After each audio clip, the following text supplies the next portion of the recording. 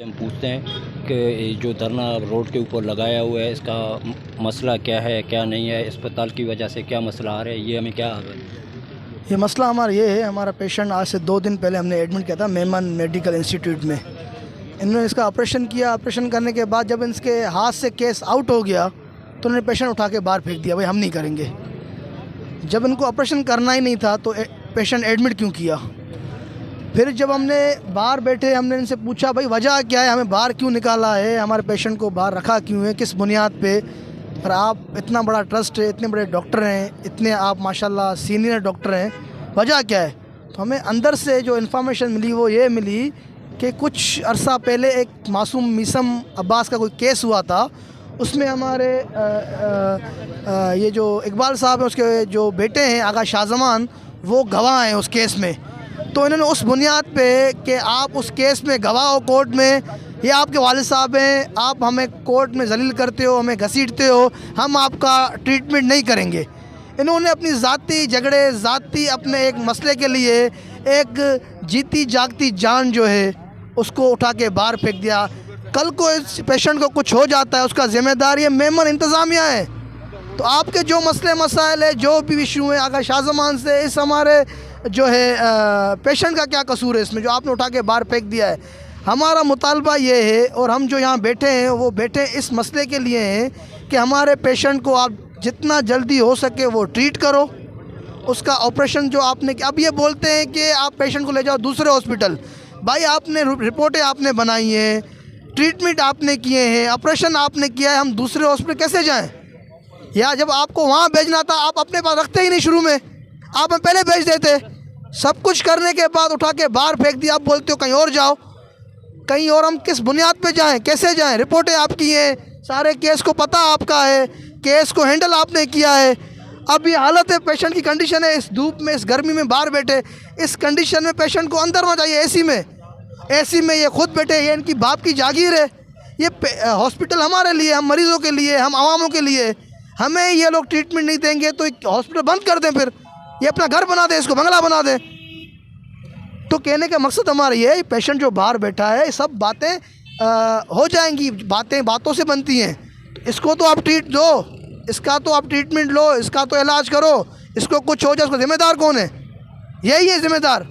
कितनी लाशें हम यहाँ से उठाएं, कितनी और पता नहीं कितनी उठा चुके हैं। तो हमारा मुतालबा यही है कि बराए मेहरबानी जो उनके आला अमलदार हैं, जो उनके आला अफसरान हैं, जो उनके आला डॉक्टर हैं, जो ख़ुद को आला अमलदार समझते हैं, तो उनसे हमारा अर्ज़ ये है, अर्ज़ समझें, कुछ भी समझें हमारा, इनको बस ट्रीट करें। नहीं करेंगे हमें 2 दिन बैठना पड़े, 4 दिन बैठना पड़े, 8 दिन बैठना पड़े, हम यहीं बैठेंगे। इनको कुछ भी हुआ इनका ज़िम्मेदार ये मेमन इंस्टीट्यूट होगा। मेहरबानी।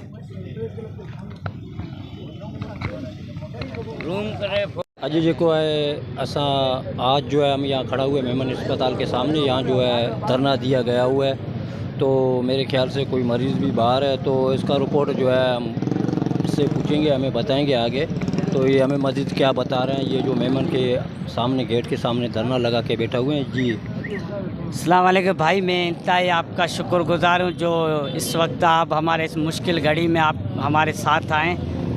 और इस वक्त जो है ये हमारे वालिद साहब हैं, समझो कि आगा शाहजमान हैं, जो हमारे बड़े हैं और एक कौम परस्त रहनुमा हैं, जिसने हमेशा जब भी अपने कौम के ऊपर बल्कि और कौमों के ऊपर जब तकलीफ़ वक्त आया तो आगा शाहजमान को हमने पहले सब में देखा।